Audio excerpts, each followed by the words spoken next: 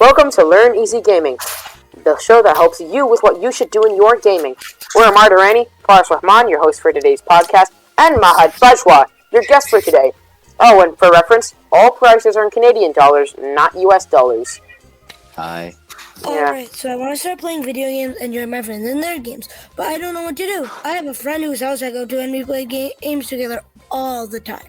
However, since I've been living under a rock for a while, I just found out about PCs and consoles. Yeah, what about them? And after 57 billion years of research, I have discovered that they both have their advantages and disadvantages. What would be good for my situation? Well, I suppose we could start with what's what, you trans-dimensional being. Consoles are devices meant for gaming. PCs are like your average laptop or Joe's MacBook, but when it comes to PCs meant for gaming, they're like usual ones, but strong. Despite that, PCs end up having a lot more configuration, tweaking, and customization. The thing consoles have over computers, however, is that consoles can just have a game thrown at them, and if it's compatible, it'll run just fine. Of course, there are many, many more differences, and I think now would be a very, very good time to start. Yeah, so I'll tell you the differences and Sure. stuff about consoles. Tell So us. consoles are a lot more simpler for someone starting gaming like Mahad in a Yeah. lot of ways. So consoles currently, the stock price is like $500, give or take $100 to $150. So most console gamers currently own a PS4 and Xbox One, like last gen consoles. Last gen consoles are all actually pretty good, but PS5s and next gen consoles, they go around for $800, right?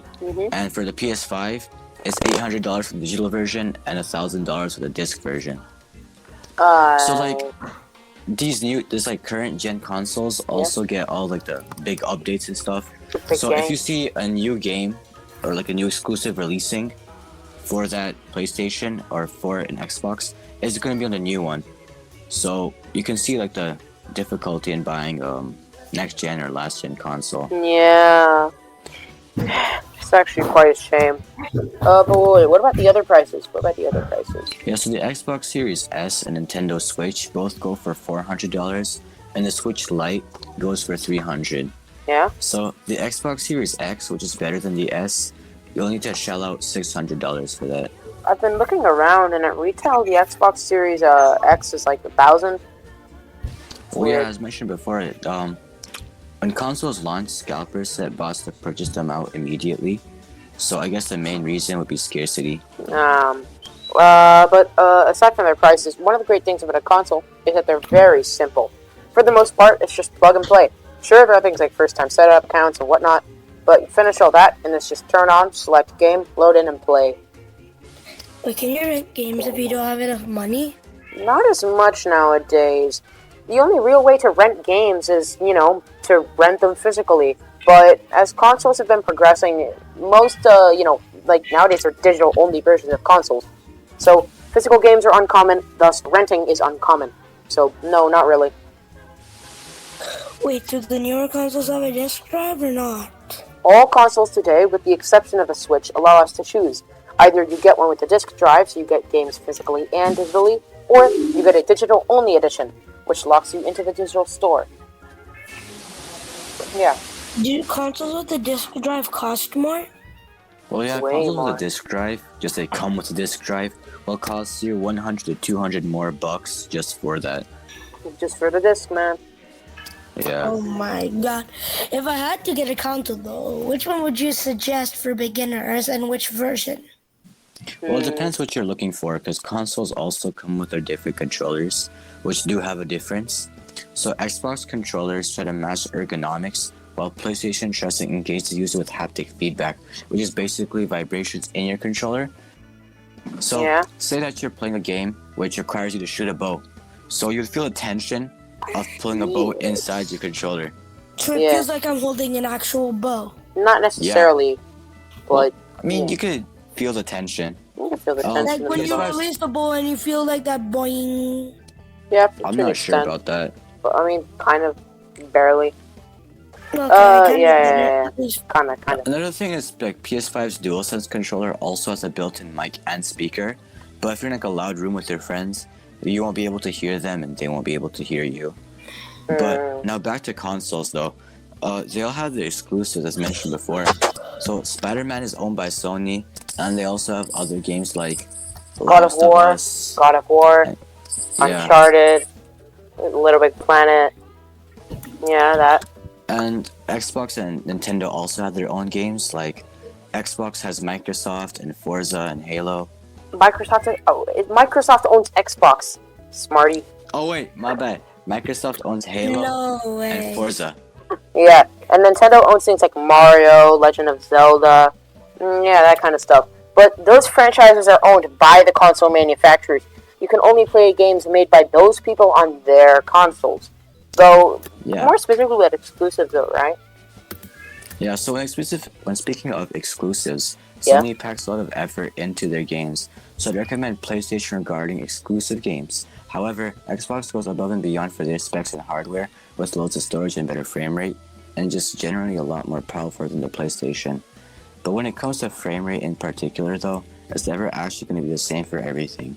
Because the PS5, right, and Xbox, I would put a maximum of 120 frames per second, though older consoles can do 60. Most games won't do this though, since many deem 60 as enough, and many games are likely to stay on 30 FPS to focus on graphics. With that said, Nintendo does have some of the best as their exclusives, Best though their games. systems are deeply underpowered. So like because of this, most games have 30 FPS or lower and often look worse. Yeah. So are there any other questions? Yeah. Have anything else? Well, can you still get old games? That's kind of sad. For the most part, what happens is that a game is made for the older consoles, you buy the newer console, and then cry, because now you have to keep the older console.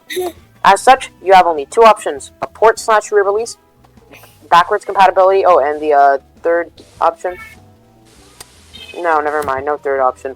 But that's fine. When it comes to those with most backwards compatibility, I would say that Xbox and PC are kings.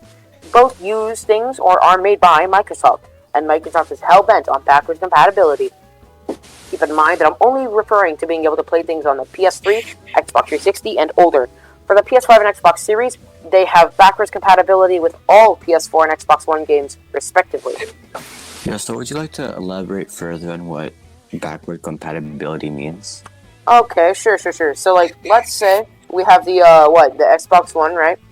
They release a new console, the Xbox Series.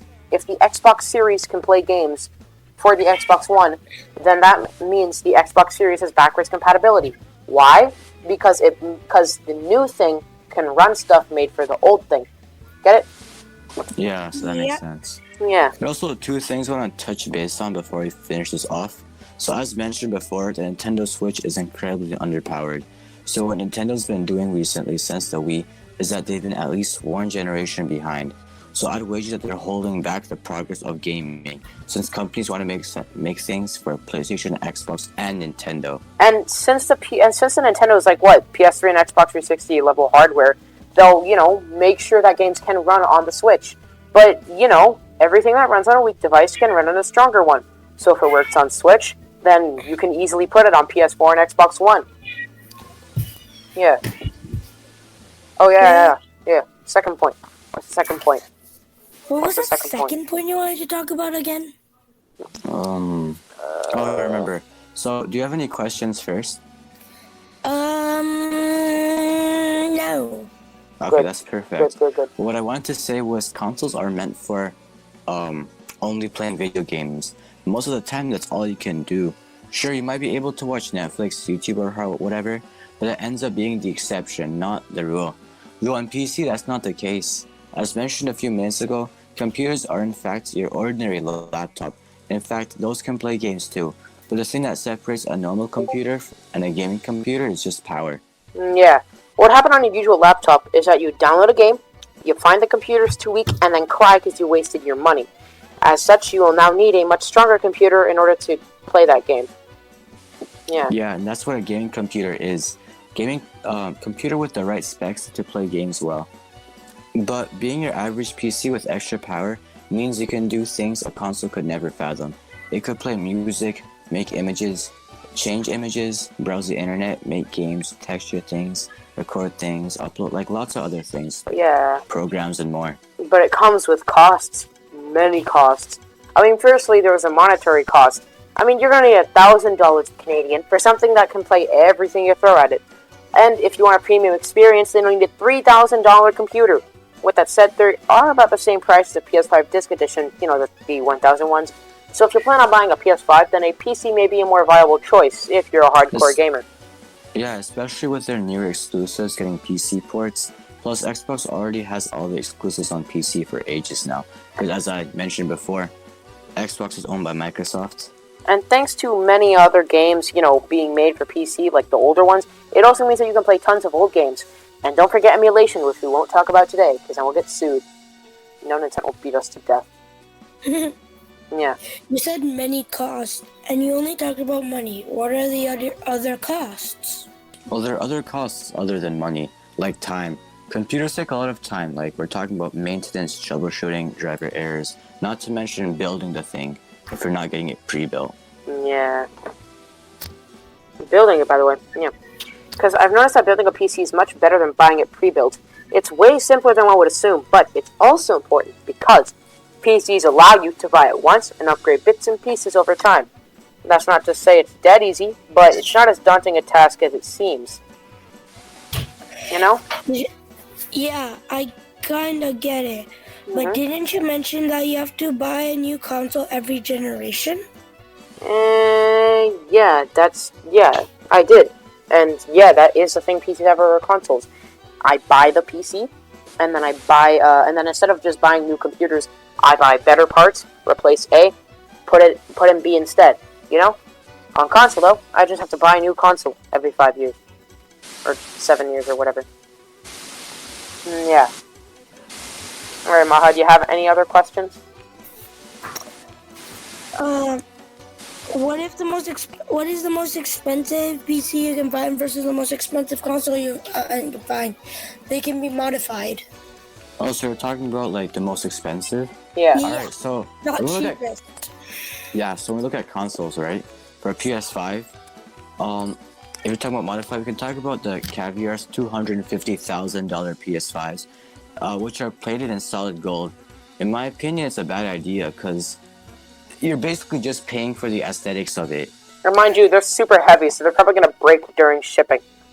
Yeah, so I feel like not only during shipping, if you hold it wrong too, because you're stupid enough to buy it, you're probably stupid enough to drop it too. You'd be stupid enough to buy an NFT. Yeah. Yeah. Then there's there's also, PCs. Yeah, PCs, right? So I was gonna mention that for PCs, you can find the Next Computing's HDL for $54,950. And in my opinion, the computers are better buy. I mean, the PS5, I'm paying way more, and I'm just getting gold plating. With the PC, I'm at least getting better parts, top-of-the-line CPU, best RAM you'll ever know. You know? Like with the PC, I'm paying for benefit. My gaming will be better with the expensive PC. On PS5, it's just a normal console. Alright? You know? Yeah, so let's get to our conclusion. What would Sure. you choose, Mahad, after everything we've talked about today? Well, actually, there's a lot of information you guys told me. What? So, the conclusion is, drum roll, please. I seriously have no idea. You don't have any No idea? after everything we Yeah. talked about?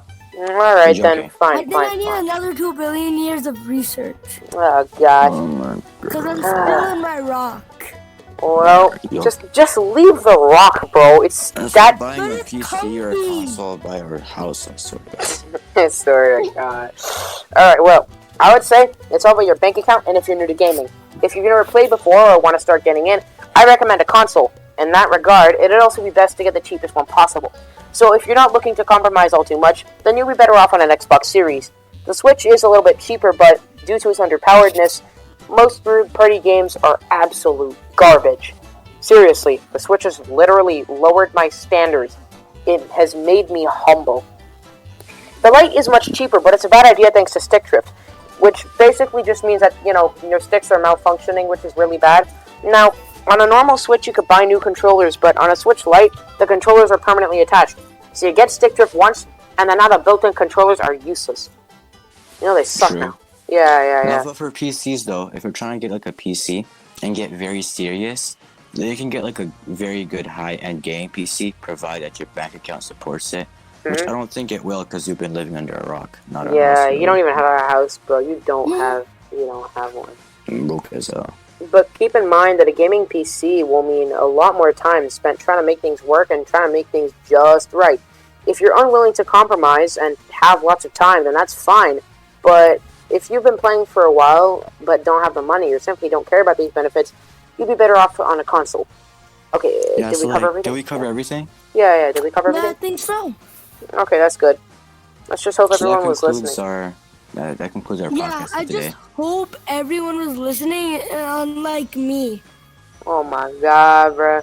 Well, Okay, bye. bye-bye.